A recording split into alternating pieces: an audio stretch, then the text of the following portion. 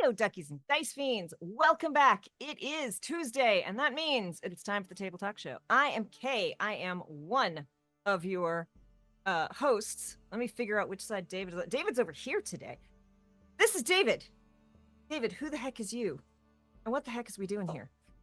I am continually baffled by Radio Dumbass. The track list today includes the Fresh Prince of Bel-Air theme. But hi, I'm David. This is the Chaotic Wholesome Presents Table Talk Show, where every Tuesday we talk about tabletop stuff.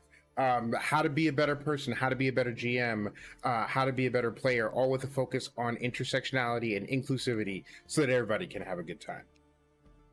And I'm Kay, your other co-host.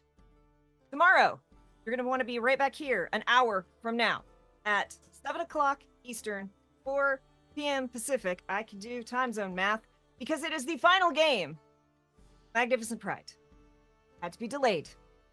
And we are finally going to get to play Monster Hearts. And it's going to be a wild, spicy time. Because that table's gold, y'all. It's going to be a good time. So thank you to all of you who joined us for Magnificent Pride last month. And so excited to conclude it with this. And as I think I said before, Friday, I'm playing in the first episode of Weird Wilds War over on Entropy Emporium. I got it right. So I will see you Friday. But we are not here to talk about that. we have a very special guest today, and we want to hear all about pirates, Kickstarters, pirate culture, inclusivity on the high seas. So Ben, tell us, who the heck is you, and what the heck is you doing here? All right. Apologies in advance. My internet has picked the worst possible time to start glitching out a little bit, but hopefully it'll Everything stabilize. wants to be moody when you're live. Yeah, of course. I'm Ben, better known as So Many Robots on the internet. I am a content creator for D&D 5th Edition. I just concluded a Kickstarter for a new book called Songs of the Spellbound Sea, all about nautical adventures for 5e. Yeah, delighted to be on. Very happy to be joining you and to talk about stuff today. Hey, Matt. And yes, instead of a parrot on my shoulder today, I have Gilmore the cat playing the role of the parrot because he's just wild. So yes,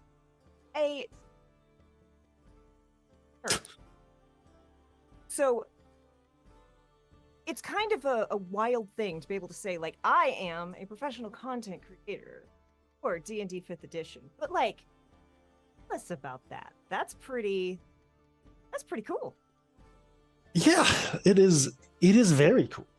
I've been making stuff for 5e for all told probably 2 years, in a serious way for about 1.5 years, and full-time as of a couple months ago. I sort of prepped the Kickstarter while still working on it part-time, and then went full-time to actually launch the thing. And now that I have the resources to do it full-time, to make a book and get it shipped out. It is delightful. It's super fun. It really, like, you guys know, trying to manage a side hustle is a lot. It's just a lot of time and attention. And now I actually have the focus to really give the book the time it deserves. And it's so much fun. It's so much more fun than my day job ever was. So while Gilmore bullies Kay, tell us, how did all this get started? Like, what was the genesis of this? Right. So not the very first thing I made, but the thing that pushed me over, pushed the rock down the hill was when I made the Troubadour class. So that was 1.5 years ago. I think it was October. Somebody gave me the idea, what if bards were half-casters? And I saw somebody else posted something about that, and it looked interesting, and I read through it. And then I said, I don't personally hate bards. I don't feel the need to chop them down to half-casters. Oh no! Internet is being... Oh, you're back. There you are. You're back. Okay. Last we heard was, I don't need to chop them down to half-casters. Which I do agree with. Right. As a person who plays way too many.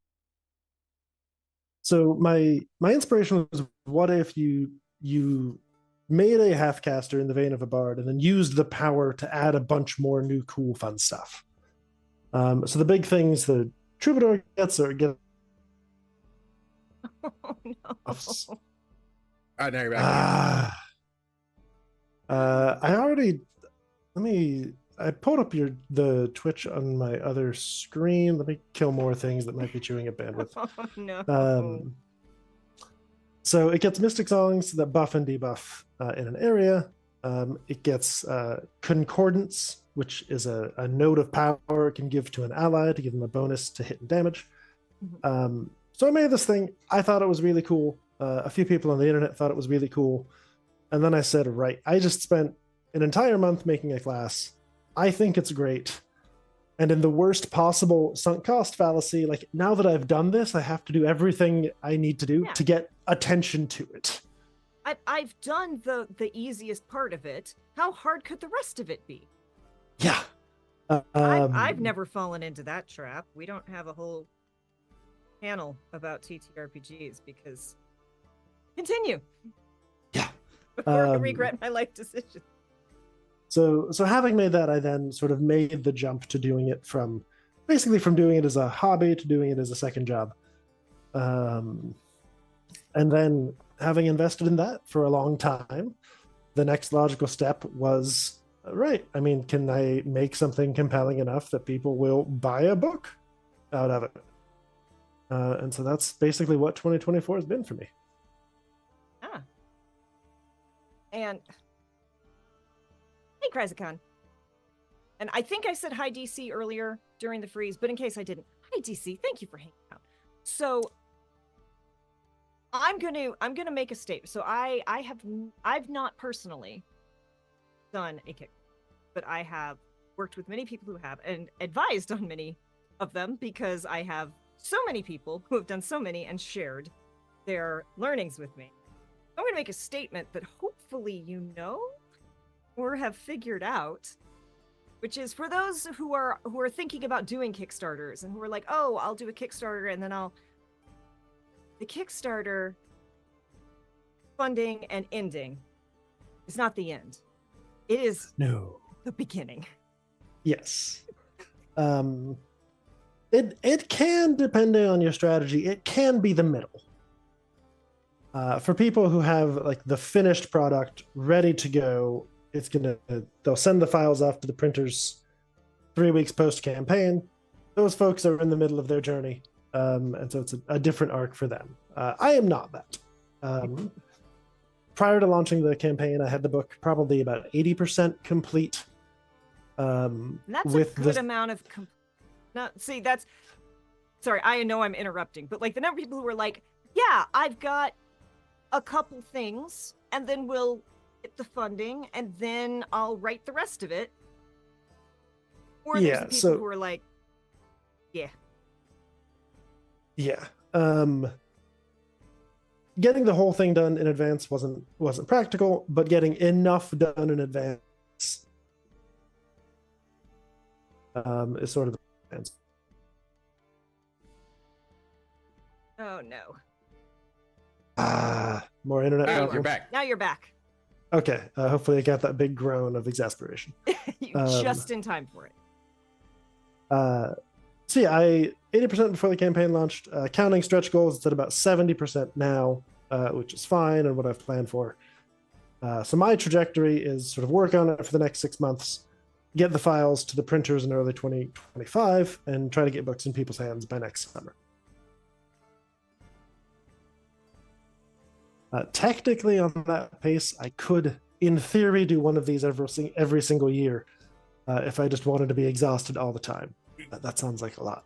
Yeah, you would probably want some help. Yeah, for people who don't know, like tell us everything that goes into, and like, you know, give us the broad strokes. Like, I'm sure we could have a 3-hour treatise on how to edit a like one of the documents. Lord knows I've had to do that and then walked out of the meeting angry because everybody just disagreed with me, and I'm like, why did you hire me to be here if you didn't want my expertise? But yeah, give us the broad strokes of like of all that goes into getting ready for a Kickstarter, let alone executing a Kickstarter. So the content pre-work is the fun stuff and the straightforward stuff. That's making content the way I had already been doing, putting it in people's hands, getting playtest feedback, iterating, all that good stuff. The work that is more unique is getting together the team that you need to do a Kickstarter. So while I'm kind of the face of this one, all told, there are about 15 people involved. You know, I have a layout editor I'm working with. I have 2, maybe going up to 3 editors. I contracted out sensitivity review to Salt and Sage. I've got 7 artists who are all freelancing on the project. So coordinating all of those pieces, assembling all of those people, and like trialing them all out, right? Giving everybody a small project, see if you like working together, see, you know, if anybody's going to do a runner with the first half of the money and never finish the job, which happens. Doesn't happen a lot, but happens. And you got to be prepared. Yeah. Unfortunately. So getting all of that in position, getting sample documents up for the Kickstarters. There was a sample on the campaign. There was a sample that circulated to a few communities. Getting all the campaign graphics, getting shipping estimates for everything. So you have to know roughly what your shipping costs are going to be like. Tons of marketing effort, getting a ton of promotional agreements in place. I was unlucky in that I didn't get an ad agency attached to the campaign ahead of time, because basically when you're a first-time creator, it's kind of impossible to get them to return your emails. But since we were able to fund on day one, I was able to get an ad agency onto the campaign within the first week. Congratulations. Yeah, that was great. Wow. Yeah, that's... And so, yeah, pulling them on and getting them to run ads through the slow middle stretch of the campaign was really, really helpful. Because they tend and really to go essential. Shwoop, and then boom, and then they'll spike again at the end. But that middle can be very disheartening. There's a very rough heuristic that you do a third of the volume in the first 2 days, a third of the volume in the next 26, and a third of the volume in the last 2. Most campaigns don't actually match that curve. If you look at the actual shapes, they come out a lot more varied than just that. But for sure, getting something to keep the momentum going through the middle stretch was super, super valuable. Yeah, and even I think for especially a first-time creator, hearing that like first third and last third, like first day and last day, and then the middle, it's going to be, because some people I've definitely seen go in and be like, we did a third on the first day, it's going to be like this, it's just going to keep going up, and just expectation setting be very, very yeah. But we've talked a lot about like the nuts and the bolts, which are very interesting, right? But tell us, I don't know how much you know about chat, but we got some pirate fans in our chat, so we need to tell us what the heck this is. Or rather, one of Kay's aspects, the menagerie. Roxy doesn't like pirates. You gonna tell me Roxy doesn't like pirates? Roxy likes pirates because Roxy is a paladin of the flying spaghetti monster, and pirates are holy. Precisely. Excellent. Like I said, one of the aspects. I'm like, I don't play a pirate. No, but you play somebody who really wants to meet a pirate. This is true. So apologies, I did close the chat just in order to conserve bandwidth ahead of the stream. Absolutely. No, we'll it's our read job. off questions. It's our job. We good. Great. So the content itself, so the basic idea is nautical adventures. So a lot of pirate stuff, not exclusively, because frankly, a whole book about pirates either is going to go super deep or be a little bit slim. But the conceit that I used, right, the title is Songs of the Spellbound Sea. So the idea is that we have the Spellbound Sea, vast, interesting, mysterious, magical ocean. And then the content in the book is sort of stuff you might find there. Mm-hmm. So a lot of it is themed around mini settings, which are basically island chains in this ocean as you're getting savaged by your cat. I love him so much. You must. So you've got content in there related to the sea itself, related to cursed islands in it, jungle islands. The Sailor's Graveyard is one of the mini settings, which is treacherous reefs and shoals where you get ghost ships and lost sailors. The final mini setting that we got to in the campaign is Storm's Eye Citadel, which is a giant Magitech fortress in the middle of a hurricane. So all kinds of good stuff there. The biggest sort of unique rules within the book is the Seafaring Supplement, which I've already published in a free fashion as the Seafarer's Manual.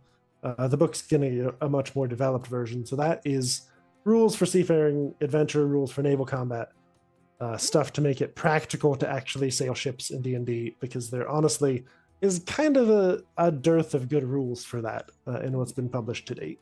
Okay, so one of the things that we talk about is limitations of different systems, and I have the most experience with D&D, which a lot of people do, and like whether or not D&D is a good starter system is a whole different like conversation, but Kay and I also are notorious for constructing, and like everybody has to like homebrew something, but whenever we do our Christmas charity games, we have to homebrew like a whole thing, like a whole system in order to execute what we're trying to do.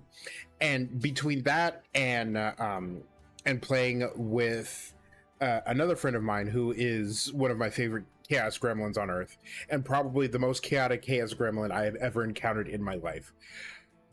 There's so many things that you would want to do in a medieval society that you cannot do, like that they don't have like rules. So like seafaring stuff. And I'm actually like working on a module that takes place on a boat. But I have only been on boats. I have never been on a ship. And I know at least enough to know that there's a difference between a boat and a ship. Do I still use them interchangeably? Yes. Do I still use them interchangeably to piss certain people off? Absolutely. But there's all this like seafaring jargon that I don't know because I don't sail boats. And because I don't know like the jargon and the mechanics of it, I can't homebrew anything distantly accurate about it. And then D&D, Dear Wizards of the Coast, maybe I would like to sail a ship. Like one of the big campaign from the big company that put D&D on the fucking map has a whole like ship in it, and you don't have the mechanics. So you found a big like that and racing and like horseback combat because a buddy of mine wants to rob a stagecoach. Like you can't rob a stagecoach or in and so you got to do the thing like what they do in the movies where like the car doesn't move but the background moves. Yep. So you found one of the big gaping holes in Wizards of the Coast. Well, not in Wizards of the Coast. There are other big gaping holes in Wizards of the Coast. Heyo. We're not talking about those. We're not talking. Not yet, anyway. But no, you found one of the big gaping holes in D&D as a system. So, like, what did you go through to like develop that? And tell us about that aspect of it. 'Cause while you collect your thoughts, I just have to say, Rex said he played with a Navy vet, and their patience with Rex's lack of nautical knowledge is immense. Hey, Logomancy. Yeah, phrasing, absolutely. So I actually Seafaring Rules was the very first piece of homebrew I ever did for 5e. Years and years ago, before I ever started making classes or subclasses or anything. And it was exactly what you described. I wanted some pirates in my game. There were not good rules for pirates, so I wrote some. They were terrible. They were not fun. They were really slow. We tried them out for 2 sessions and never went back because it just didn't. It slogged so hard. Probably like Spaceship Battle in Starfinder 1E. mm-hmm. Cinematic battles. Thank you so much for doing that, Paizo. Fun fact, I've played the starter adventure for Starfinder 1E, and that Spaceship Battle takes so long, mostly because they kind of messed up when they wrote the adventure. Anyway. I mean, I play in a Starfinder game that had been going for 2 years before I joined the podcast, and my GM is like, don't do the only shields in this game are the ones strapped to a character's arm. So you know. I'm like, okay. But yeah, some backtracking. So I wrote those rules. They didn't work. I set them aside. Years ago, I came back. I, in theory, have a better idea of what I'm doing now. So I sort of reopened those rules, pressed the backspace key a whole lot all over them. And the goal was to come up with something that would be fun, that would be engaging, that would be fast. Right, something that is not going to take 4 hours to get through a single combat. And something that is fun and will capture players' imagination. So sort of very basic inspiration, the thing that I had in mind when I wrote the first draft years and years ago was the Naval Combat Rules in Ghost of Saltmarsh, which Wizards of the Coast published. And like those rules don't really work. It's like 2 or 3 pages. It sort of doesn't have enough detail on some pieces and has way too much detail and slogs on others. So it's mostly a matter of taking all the pieces, finding all of the stuff that's slow, grinding it down and down and down until it can move more quickly, finding the stuff that deserves detailed modeling and adding more to it. So for instance, the initial release of the Seafarer's Manual does not include any rules for wind and weather. Wind and weather, everybody really wants them, but frankly, every single version of them runs too slow at the table.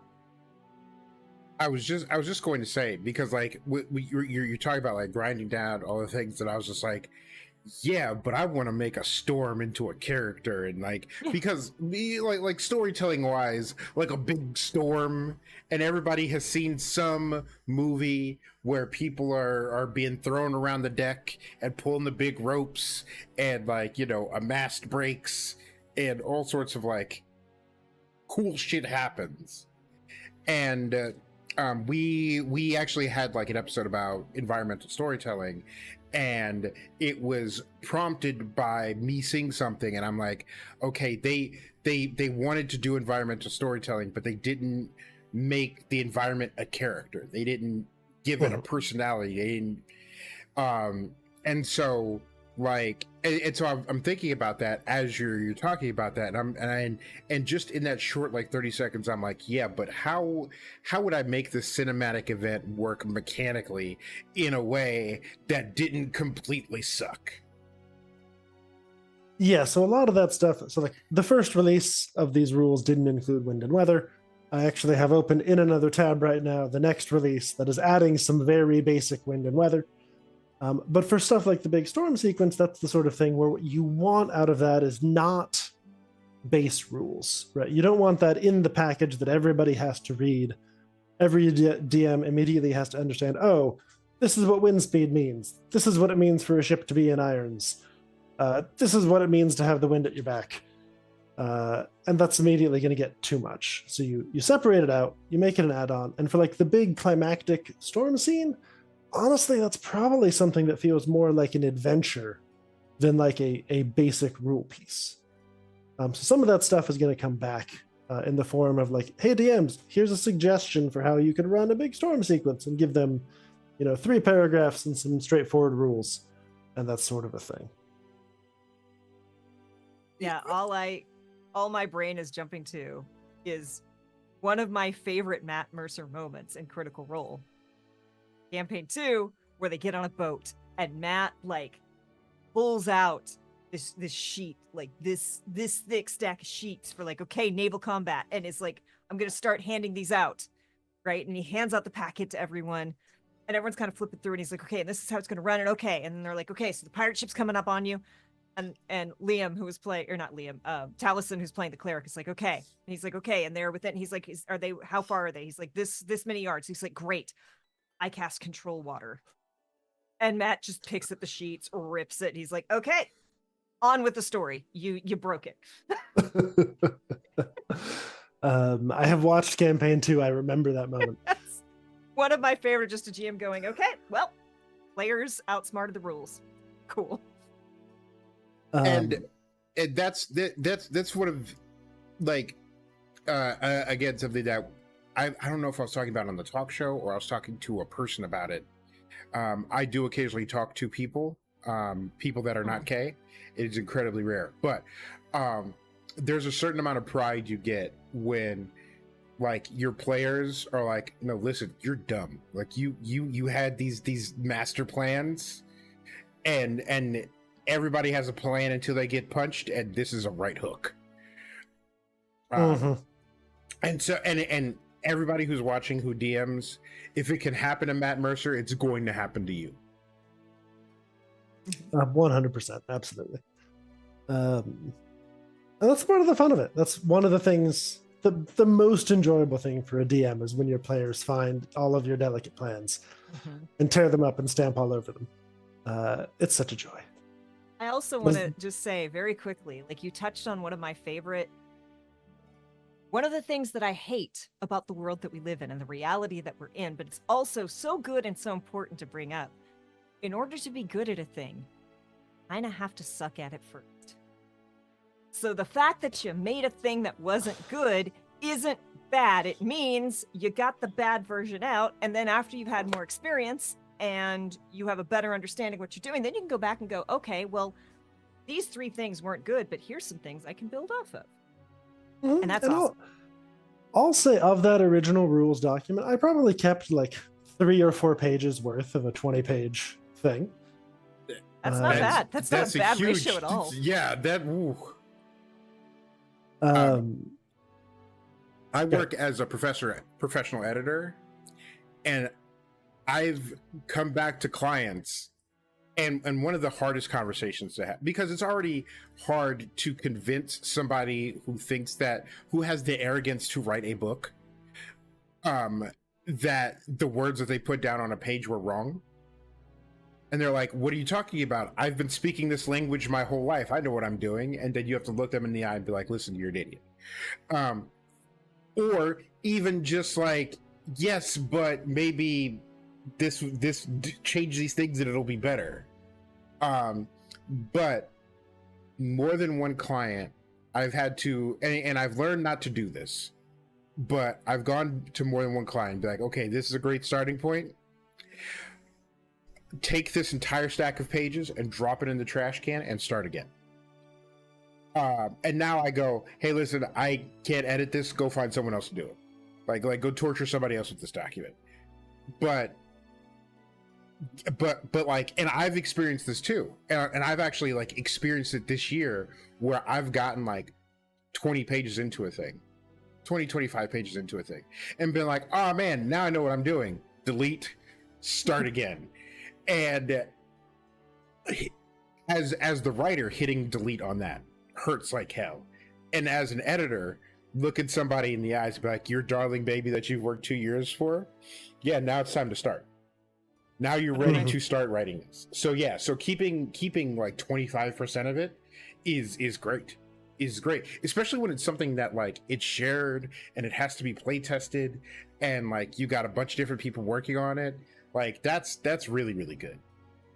One of my favorite authors, had a little novella out that was set after the book's story that he finished. And I was reading it, I'm like, this feels really, and I got about halfway through it and I'm like, or no, 3/4 of the way through it, and I'm like, oh, this is where he figured out where the story is.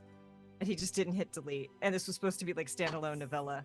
And then it was like a couple months after that came out, it was like, oh, and they're announcing 2 more books in that series. I'm like, you figured it out 3/4 of the way.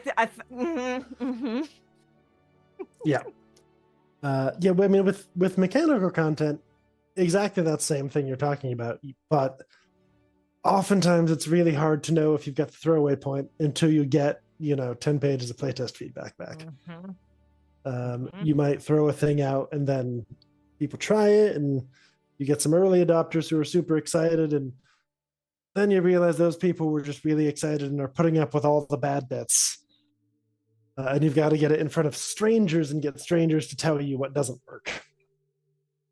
And then you've got to get someone who isn't you to run it so that they can't explain it with the intrinsic knowledge that you have, because they don't have it, because they didn't write it. One of the playtest reports I got for the naval combat rules was talking about how combat was a total slog and took ages and ages and ages. And I realized, oh, there was a single sentence missing from the rules that caused this person to misinterpret how they were supposed to run this. And so it took 4 times as long as it was supposed to. Better put that sentence in. And this is why lawyers have jobs. This is also the where does this piece go in? That's right, the circle. And how about this piece? That's right, it goes in the circle. But millions of dollars have been won and lost because a sentence or a word is in the wrong place. And once that hits paper and that gets distributed, then that's that. And that's why they say, read your contracts, read the fine print on your licensing agreements. Every time you start up a new program or go to do a thing on your computer or go to do a thing on your phone, and like, have you read the licensing thing? Click OK. like click the thing, and they click, and everybody clicks the thing to the point whereby a judge overturned, or no, a judge dismissed a thing because the company was like, hey, we put this in the licensing agreement, and the judge looked at him and be like, ain't nobody read them things, man. Nobody. No reasonable person sit down and read the 40-page thing before they click on the mobile game. No one is expected to be held to that. And I'm like, yo, that's wild. You clicked on a contract and agreed to it, and then you're not held to it because no one reads it. But yeah, no, that's one. I am very pleased to hear that you cut down combat time by 75%. No, by 400%. I can't math. It's either 75% or 400%. But that's wild.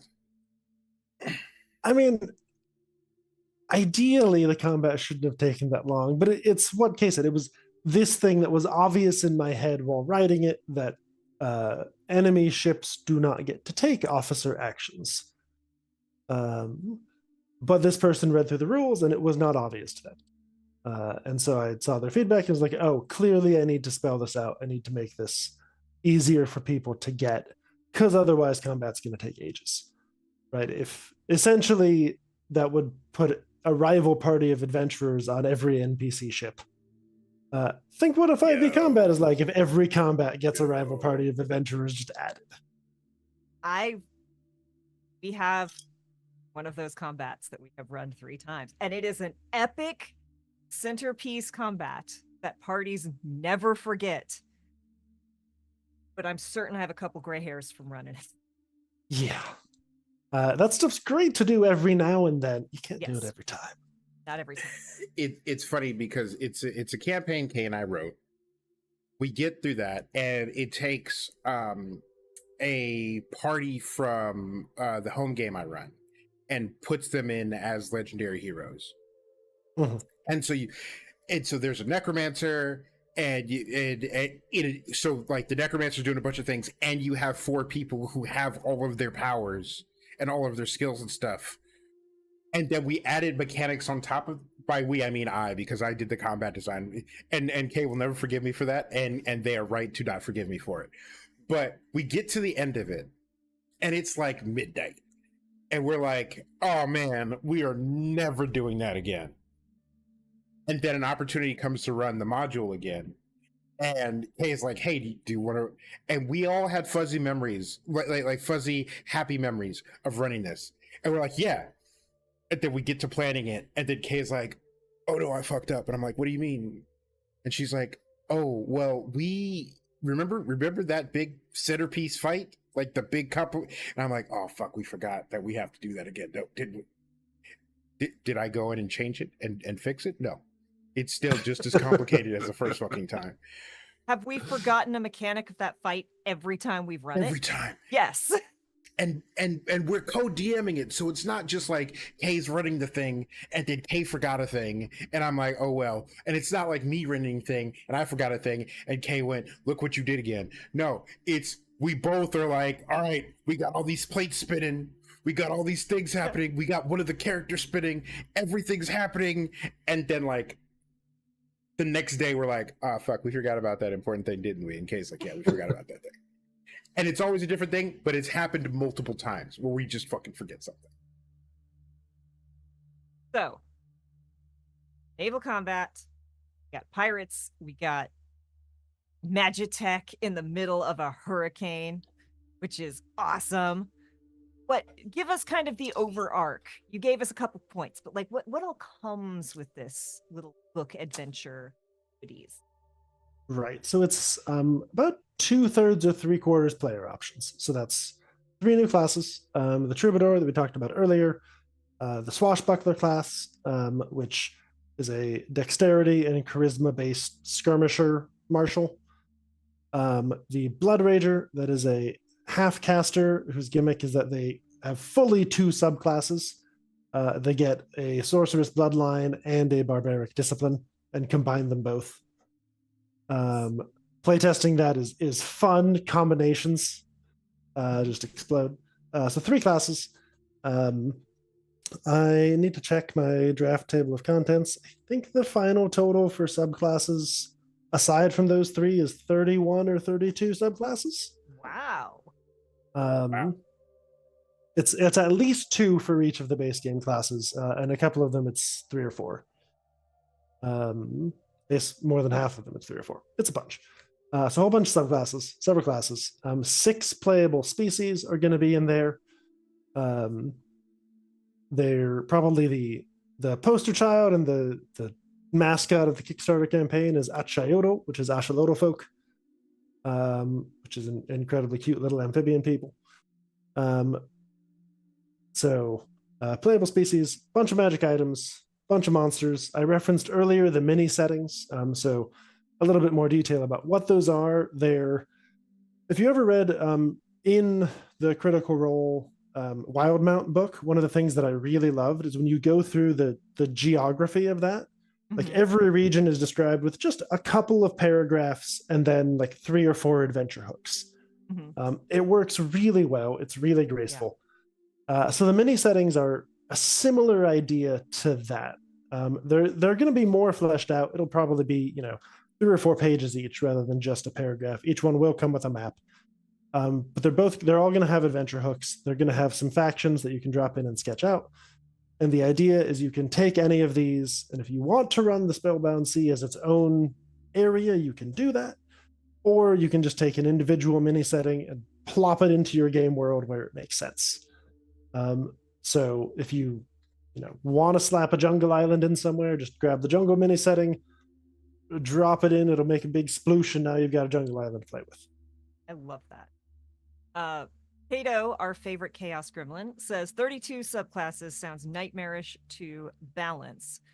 What's the first step in trying to approach balance with that many options?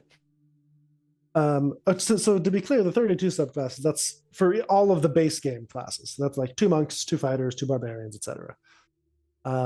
In terms of how you balance all of that, I mean, a lot of it, especially as you do more of them, you just get a better muscle for what's going to work and what isn't. Much of it, about half of the content in the book overall, has already been in public in some form, and is being collected in here. So I've already got people playing that in the wild. I've already got feedback coming in. The Blood Wager, I actually released an update about 20 minutes before we started talking. So when I flip back over to Discord, I've got a big list of stuff people are seeing as they read over it. So the biggest thing is, so you've got gut feel, where you just kind of get a sense. You've got math. I have pages and pages and pages and tables of math.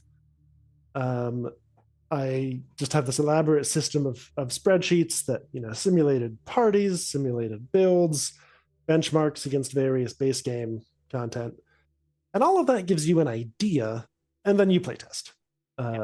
You put it in front of people, you run it yourself. I get public playtests from people in the wild. I have some paid playtesters that I work with who like intentionally put it through its paces and write more structured feedback.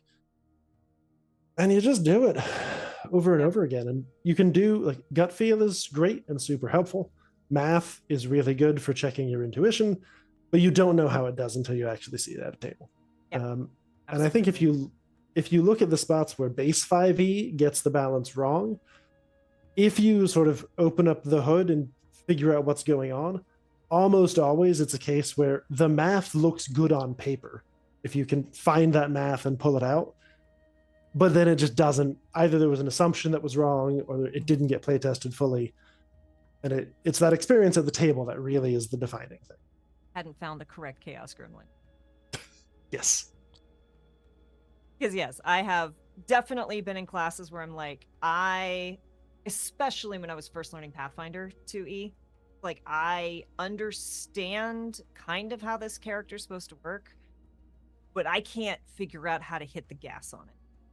And then I've definitely been in a thing where it's all like, I was trying to build a background. Like, I started with a character, right? I started with the concept of, like, this is what this character's personality is.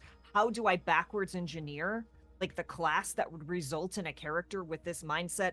oh, it's a rogue monk and I've broken the game by levels. No one should ever let me play this character ever. Oh. A rogue monk at level 6 hits you about 46 times. It's a all problem. directly in the mouth.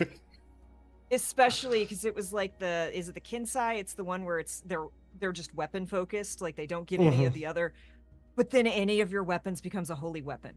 So you give yourself sneak attack with a holy weapon every time, plus a free disengage, plus stunning strike. It's just bad. It's not right. Yes, Rex says spreadsheets. You have gotten our numbers people very excited by the mention of spreadsheets. Lots of spreadsheets. And I mean, one of the nice thing about working for 5e, since 5e's been out for a decade now, is that you can go see what optimizers have done. You can look up, all right, what are the broken builds? What are average builds? Like, what is the range of things that should be possible?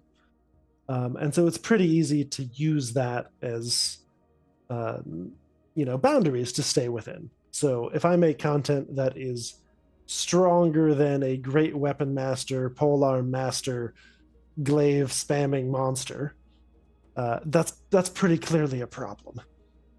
But as long as I'm underneath that somewhere, I won't snap the game in two. And if you make a class that is not as get ready, we're gonna see the reaction. If you get something that's not as strong as a Gloomstalker or a Drake Warden Ranger, you've definitely Look, all I'm saying is where do you stab a vampire the Ranger class in 5e after all these years is still ass. And if you have to play one specific subclass with one specific build out of an entire class, when I can do sorcerer anything, when I can do rogue anything, and when I can do druid anything and have a good time, but if you aren't doing one specific thing in hunter, then I mean, like, there's the problem that World of Warcraft has been fighting against for the past, like, how long has that game been out now? 70 years? At least 90. Like the first build of World of Warcraft was on Fortran and they were punch cards. But like they had that problem where every time they like roll out a new thing, people figure out the best way to do damage, and that if you aren't doing that specific thing, you aren't playing your class right. And like in D&D, it's the same thing. It's like Rangers, if you have to do one thing, that you don't have build diversity, and that it's not going to be interesting. Like you look at Baldur's Gate 3, and there's still like, you could take different feats and still do great things. You don't have to take the same 3 fucking... Anyway, I'm done. I'm just saying, David, you have not dropped an entire full-ass dragon onto a battlefield. And it feels really good. I mean, I have. I was just the DM. Okay, as a player, looking your GM in the eye and saying, cool, I drop a medium-sized dragon on the field, and it bites your monster in the face. What you can do about it? That has to be hilarious. That has to be that has to be one of those like, I forgot you could do this, tear up your paper moments. And then, oh yeah, so the paladin just crit on a divine smite. I'm going to use my reaction. My dragon's going to breathe additional d6s of acid damage onto that crit. Yikes. David, you would not want to make a hoof-hearted effort when trying to kill a vampire centaur. Rex. So, we have spent a lot of time on centaurs and centaur accessibility and how do centaurs work and can centaurs ride horses, and it destroys. And someone put out a tiki-taki that David sent me this morning that's like, where do you stab a vampire centaur? Because they've got where's the heart on a, is it 2? And because they have 2 rib cages. Yes, for sure. So is doing one hard enough? Do you have to do both? So I'm Are, thinking, are there two hearts? right. And are there two stomachs? So pitchforks have multiple tines. So if you, in theory, if you landed just right, a pitchfork, like you got and so you get. Anyway, it doesn't matter. Like we're about preservation of centaurs, and we're inclusive. So centaur vampires. Now I gotta put a centaur vampire in my fucking goddamn it. No. I'll just Found bring your us next back. adventure. I'll bring us back to seafaring content Yes, and say a please. trident's going to beat a pitchfork Please. any day of the week for that. Right. Oh yeah. Right. We're trying. I was like, hey, there's a weapon that has, and I was like, pitchfork. But no, a trident, great. And like, trident and net is like a classic combo. So you net him, so he can't run away, even if he turns into bats. Now, if a centaur vampire turns into bats, are the bats centaurs too?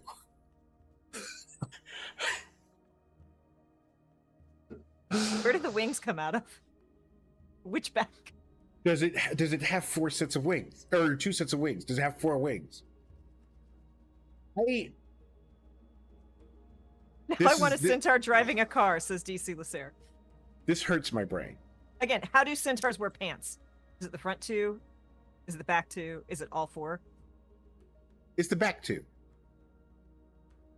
You gotta cover up your pee parts with the pants. Like that's all that really matters. Front part looks more like human legs. Yeah, but there are no pee parts there. But nobody Yes. minds that a horse doesn't wear pants. No, but a horse is also not a centaur. And yes, Kato, we are asking the questions that matter here. What we do.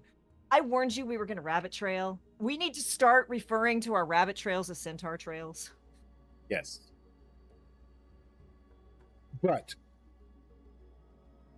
tridents, that actually tell us about itemization, because one of the things I struggle with when it comes to, especially for generating stuff in D&D that has, thousands of people who've spent a whole lot of time thinking about items and have written some really cool items.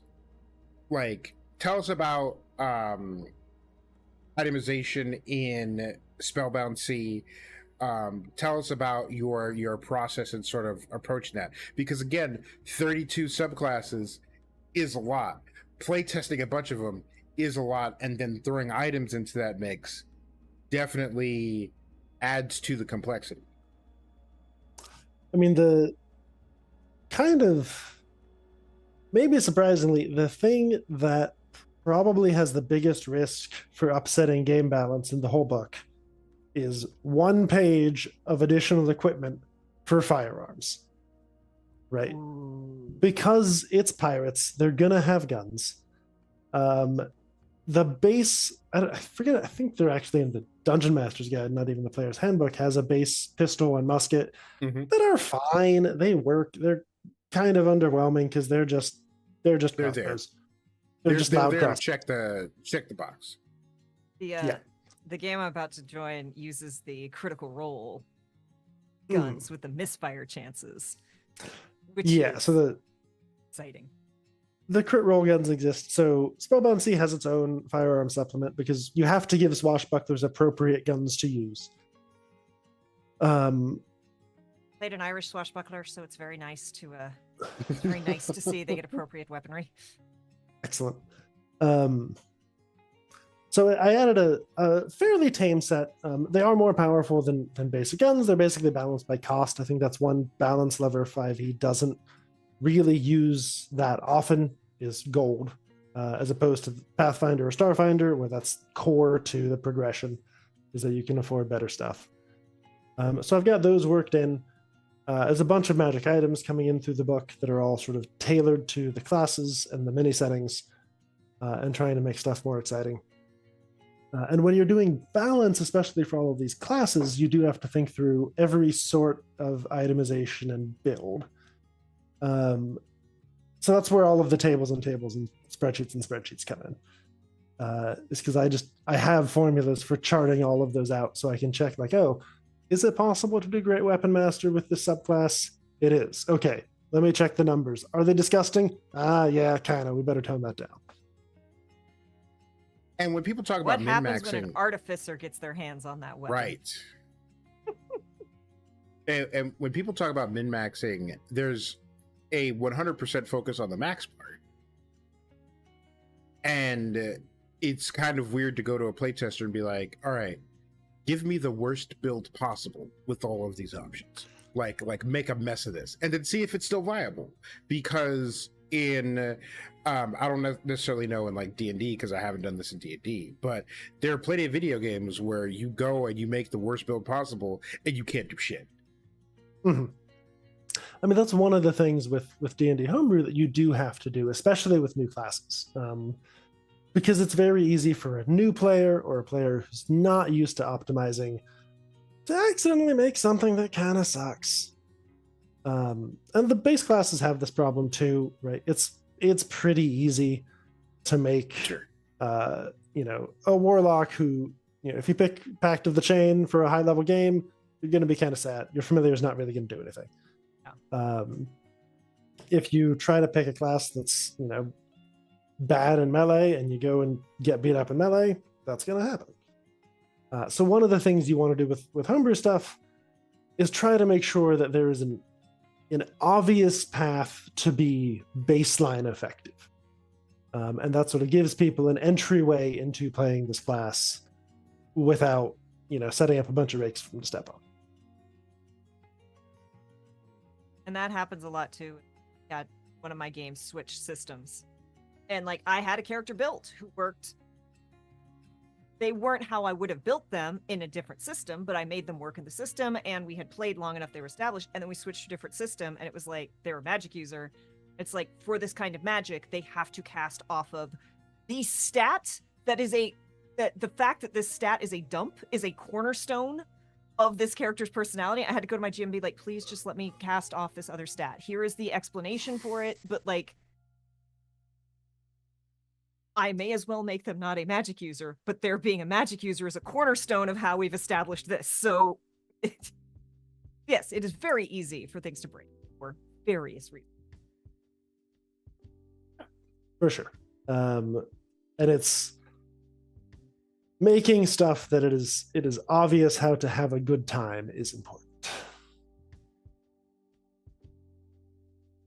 So there's tons of fun stuff in this, and there's tons of frustrating stuff in building.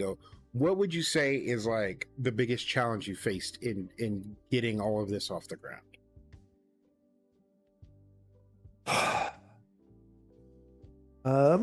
I mean, it's just work, it's effort, and some of it is, there's a big timing piece, right? I think the big homebrew creators who got started and went semi-pro or pro 4 or 5 years ago, when the community was a little bit thinner, when people were just reaching the limits of the material Wizards of the Coast had published, that was a wider canvas to play in, and an easier one to find an audience. Right now, especially with social media shattering the way it is the last couple years, finding a coherent audience is really hard. That actually is one of the big reasons why I was determined to run a Kickstarter, is to sort of get a bunch of people looking at my content and get some audience kind of locked in. Right now, I know for a fact now that there are about 1,500 people who are willing to buy a book that I write.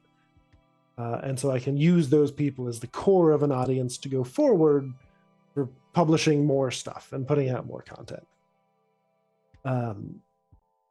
Yeah, it's plugging away every channel, every day. Yeah. It is, it's challenging. And it also, I want to go back to the thing we basically opened with, but there's, especially when you're making a book, you're making an adventure, be it a path, be it whatever you're putting out there. the number, and I stress this every time because I've heard this from multiple creators. This is why the number of people who intend I'm gonna make PDF, I'm gonna make this thing, I'm gonna put it out PDF, and then maybe I'll make a stretch goal to where if we fund by a certain percentage, then I will offer a print physical book. And I'm like, no, no, that's gonna go so badly for you. And so I'm so glad to hear that you're like, no, I'm making the book, and I sourced how much it cost, and I know all of this, because that is a whole project in and of itself. Yes. And there's a lot of reason. I mean, the big reason to do it is just there are people who really like physical books. And so there's a whole audience that if you can put something on their shelf, that's just viscerally exciting to them in a way a PDF never would. Yeah.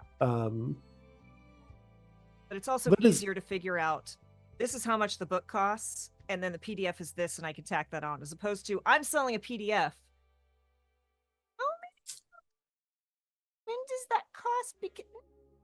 Yeah. I mean, for sure. I would never have touched the Kickstarter if I didn't have quotes for the book and quotes for shipping and quotes for fulfillment already sitting there in my inbox in advance. Yes. It's a whole thing. It's a whole lot of new skills I never thought I would have to acquire, but I'm a publisher now. Woohoo!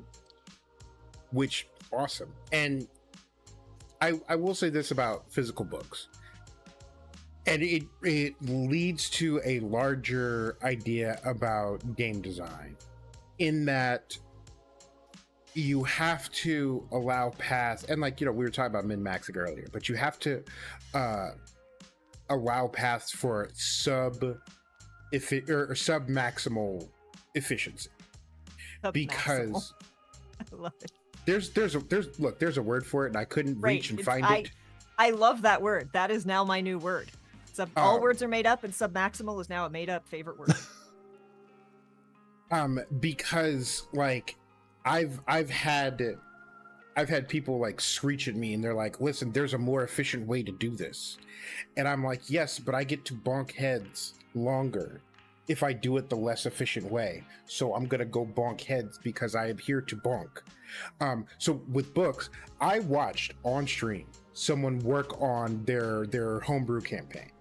And they have a PDF of they have D&D Beyond and the PDF of the PHB and the DMG and all that stuff.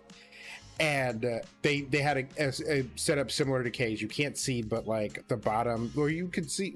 Yeah, you can't see. No, they can't see. But like the bottom shelf is books. And there's more. These are just the ones in this room. Right. Oh, my camera's on. There we go. And so they have it on their computer, and they're working on it, and they're like, oh man, I have to find a thing. And instead of hitting Control F on the PDF, they turn around, grab the book, and they start flipping through it.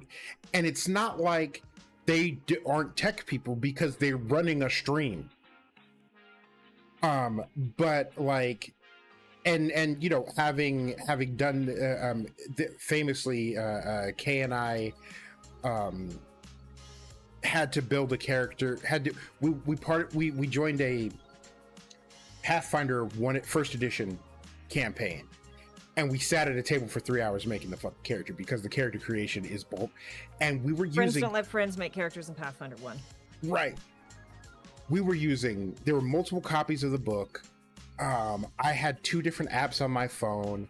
I had a laptop out. Kay had a tablet. Someone else had a tab. We were using all these different things to try to, but the visceral, tactile experience of like cracking open the book is something that will never be replaced. Mm-hmm. My godbrother, who I live with, is like, I will never get a tablet. I will never get an e-reader. I will only buy paper books. He actually just got his copy of the PHB, and I was like, listen, if you want to like take a gander at the PHB before you like buy it. And he's like, I ain't looking at it on your computer. I ain't looking at it on my computer. I ain't looking on it on anybody's computer. Unless a tree fell over and you scribbled on it, I'm not looking at it.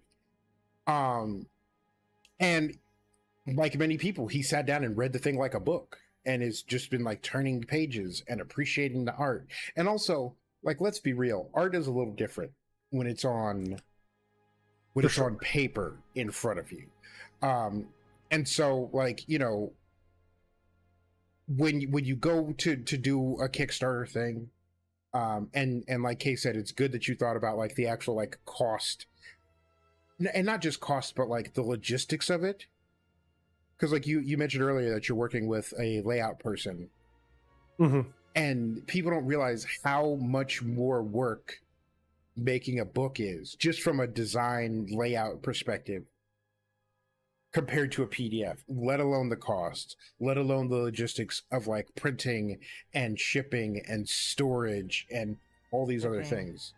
It's Printing and shipping, especially post-pandemic, because prices are doing this. Yeah. Yep. Yeah, I mean, there's so much that goes into it, and there's so much that I've had to learn 100 skills. I never wanted to know. If I were trying to do it all myself, that number would be 1,000. Yeah. So it's so important. Like, I never could have gotten this off the ground unless I'd taken the time and found the right people to work with, and gotten good working relationships, and really assembled a whole team. Like I said, there are 15 people involved in this, and I love every single one of them. They're doing amazing work. And I want to make sure that we point out for anyone watching the VOD or watching live, yes, the Kickstarter funded. Yes, the Kickstarter is complete. But we're not just talking about things from the past. You can still get your paws on it, if that is what you said. Yeah, I think pre-orders are probably going to be open at least through the end of the year, I expect. The goal is to get books in people's hands next summer, so that means getting files off to the printers early 2025. So plenty of time to get in on it, and you know, people can go, they can pre-order. My intention is that we're going to be able to start getting work in progress drafts into people's hands by end of August this year. Nice. So wow, that's the plan. That's fast. That's fucking fast. We're working on it. Like I said, my layout designer is amazing. So, And I kickstarted this pre-pandemic and just got it like a couple months ago. So yes, fast. yeah, like I've kickstarted a thing, and like 2 years later I get an update and I'm like, oh, I forgot I paid money for this. And they're like, hey, so we're probably going to be ready to send things to the printer in like 2 years, so you know, buckle up. And I'm like, I'm glad my grandkids are going to read this book. I have a box of minis over here on my shelf that was scheduled. They budgeted a year for production and shipping after they ran their Kickstarter in like 2019, so they had the worst possible timing. Yeah, and that's fucking awful. They got screwed by the pandemic, and they got screwed by crappy distributors. And I think their 1 year project took 4 years to deliver. And in their defense, they are great minis. I love those minis. These incredible dice. They are so much better than I thought they would be. They do more than I thought they would do. But I mean, I ordered these pre-pandemic, and I know how much work they had to go through because pandemic cost of everything up, and they were like, but people have already paid their money. Yep. You gotta make this work. And I know that, like, I know people who've ordered sets and they still haven't gotten their dice because they can't get the black ones to work. The 20 numeral on the solid black ones just won't work. They're just like, we're real sorry. We're still working. Wild. I'm just like, my heart. I'm so sorry, y'all. That's got to be so stressful. And I will say, like, everything that like despite like the challenges that the people that we've like slapped down money for Kickstarters have had, most people are doing it for the first time, like doing business, let alone Kickstarters, is its own skill. And like you said, it's an amalgamation of skills, and you have to balance contracting people versus doing it yourself. Same thing with like, streaming. Like Kay and I talk all the time about like, Kay is like, listen, this takes so much time. And I'm like, I know it takes so much time. Good God, thank you. Because if you gave it to me to do, it would just never get done, because I would look at it and be like, no, I ain't doing this. But like, if we had $1 million tomorrow, it would all go up in smoke, because we'd hire, 50 people to do all the things that we want to do. And 25 of those people would be doing all the things that Kay does right now. Like 25 of those people wouldn't expand what we were doing. And so it's tough to balance that. But my original point was, we've slapped down for Kickstarters, and Kay and I both have been really patient, because like I said, a lot of people, this is their first time doing it. And I don't know about other people, but we've had really good luck where almost everything that we funded has been like, it's been a long time, but here it is. And it's always been great. Like, I've never gotten a Kickstarter thing and I went, oh man, the build quality is kind of shoddy, or this seems like half-assed. Like, they're all full of passion and full of like people's hopes and dreams poured into the thing, and it really, really, really shines when you get the stuff. So, when pre-orders go up, slap down your money for pre-orders, because Ben is ahead of the game in terms of Kickstarters, and it won't take 27 years for it to roll out. Thank you for the I sure hope so. Yeah, I mean, I certainly hope that this is gonna meet people's expectations. I'm gonna be putting a ton of effort into it. All the freelancers I'm working with are going to be putting a ton of effort into it. I feel really good about our manufacturer and our printer. And just this week, I'm hoping to get a signed deal for the fulfillers to do all of the getting books from warehouses to people's doors, which, again, new skills. You don't know that that's a whole industry until you know that that's a whole industry. Yeah, and it's also really cool that you've done a whole bunch of this work and had it kind of in different little pieces, and then you found a way to kind of combine it all, give new things to your, people who've supported you all along, improved the stuff that they've been playtesting and playing with. Like, yeah, Ben's passion is coming through. Can't wait for it to go live. Well, it is live and it has funded. So now it is simply pre-orders, because cash money is in hand. You just have to turn the cash money into product, which that's a whole skill set. That's multiple skill sets. Yes, working on that.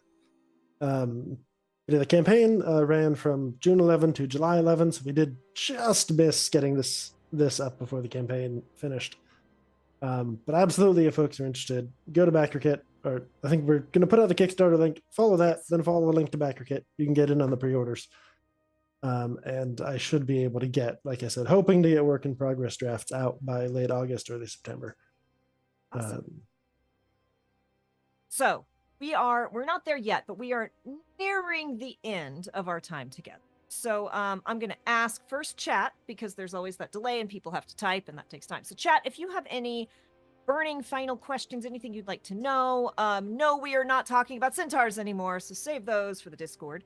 But while chat thinks about that, Ben, any final thoughts or any the cool things or things you're very passionate about with this project that you want to make sure we bring up before we let you get back to the many skills you need to complete? I mean, for my part, I think we touched on a lot of the stuff that I'm really excited for, that I think is really cool. I will, just as a personal thank you, I already called out my layout designer. I will also call out the art team I'm working with. Are amazing. One of the things that I'm very happy we can do for the book is all of the art is done by humans. No robots involved, except for me, I suppose. But no robots AI, and yet none. Yes, no AI art. All real humans. All fantastic artists. I had the enormous good fortune that the very first time I tried to commission art, I ran into Xanar Natovic, who is one of my principal artists for the project and was so amazing to work with and did such a wonderful job that kind of inspired me to keep making stuff.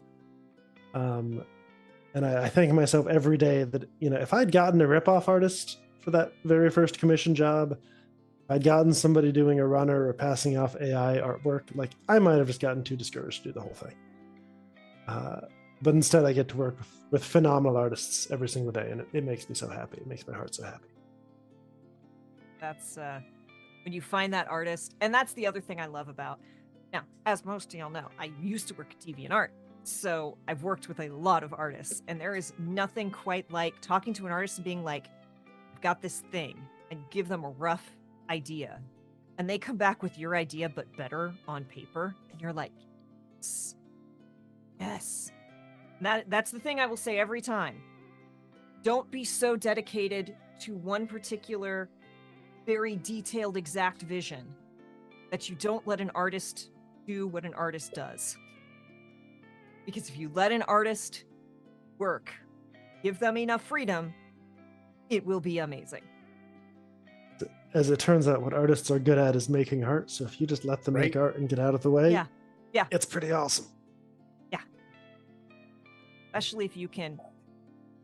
David will rant about this, but especially if you can give, even if it's an MS Paint doodle, even if it's drawn on a napkin, give an artist something that's vaguely recognizable as your thing, and they can just, it's great. So I cannot art. It is sorcery to me. It is magic. It is more magic than Wi-Fi. And because I can't stick figure. And I have sent Kay the absolute worst MS Paint art in the history of MS Paint art. And Kay has then kicked back the most like beautiful, like fleshed out, gorgeous fucking thing. And I'm like, that's not fair. That's cheating. That's, like I said, it's sorcery to me. It's just a map. It's not just a map. And here's what people don't like. Your average person who hasn't commissioned art, as a creative, like, here's something that people don't understand is if you're a creative in one aspect, so like, you're a musician, you play the guitar or you play the drums or whatever, you put them in a room with like other musicians and they will put their heads together and churn out something magic. But people don't realize how much different types of art inspire. I forget what musician it is, but like there's a musician where every time they get stuck on their album, they go paint for like 6 months. Hey, shoots out this map, and I'm like, oh, there are all these places that I now have to put things. And there was like one particular place where I ended up developing like a big centerpiece of the campaign around this one place because it was like pixels on a screen that Kay put in a place. They went, this is a weird spot. It looks like it should have a tower. I could take out the tower. David's like, don't you dare. Yeah, don't touch it. It's important. You didn't know it was important. I didn't know it was important. And like the same thing has been true of like other types of commissions. Like Kay has gotten art and I have gotten art, and I have found stuff online where I've like literally every piece of fiction that I have written started with an image in my head and like one particular scene, and then it fleshed out in both directions. What happened before, what happened after. Like that's my process. But so much art has been the starting place for that scene. Like I wrote a short story like years ago because I went to a museum and I looked at a painting of a bowl of fruit. Like I forget what that's called. Like, hey, you know what it's called when it's the right. I saw a still life at a museum, and still life is the most boringest fucking art in the history of fucking boring ass art. And it turned into 30,000 words. So like people really underestimate. And then also like Kay will be the first to tell you, the art brings these books to life. Like, what really sets apart a lot of the systems that we play, that we're interested in, and we have like a backlog of systems that we have to go through. But one of the things that, out of like the dozens of systems we have access to, that makes us go, oh, we're gonna, is Kay will be like, David, look at this art. Yes. And I'm like, wow. That, and then that means we're flipping through it and we're looking at it now. And I'm going to post the link again. If you have not clicked on the Kickstarter, if you have not clicked on the homepage, stop what you're doing and go do that right now, because the art is stunning. Like, And with that, I think we need to wind things down. So, thank you again so much for coming, Ben. Final thoughts, final plugs. Give us your outro so that we can send you on your way. Thank you so much for having me. This was a ton of fun. Really enjoyed talking to you. If people want to find my stuff, you posted the links, but it's so many robots.com. It's so many robots on all the socials. You can just Google Kickstarter Spellbound C or tinyurl.com/spellboundc if you want to find the book. Check it out. See if you like it. If not, then please pay attention to me somewhere, and hopefully down the line I'll pique your interest and you'll give it a second look. Yeah, this is exciting. Everything is awesome. I'm very happy. Well, congratulations again on a successful Kickstarter, funded within the first day. Like, incredible. We're so excited for you. David, who the heck is you, and what the heck is we doing here? I am trying to figure out how Kay uses a keyboard and mouse without using a keyboard and mouse. It's still magic to me. But this is the Chaotic Wholesome Presents talk show, where every week we talk about cool stuff: how to be a better player, how to be a better GM, how to be a better person, and we have the privilege of talking about a bunch of cool products like Spellbound C, all with a focus on intersectionality and inclusivity, so that everybody can have a good time. And thank you again, chat, for joining us. I'm Kay. I've been your other host. Gilmore has wandered away, so I am unassaulted at this exact moment.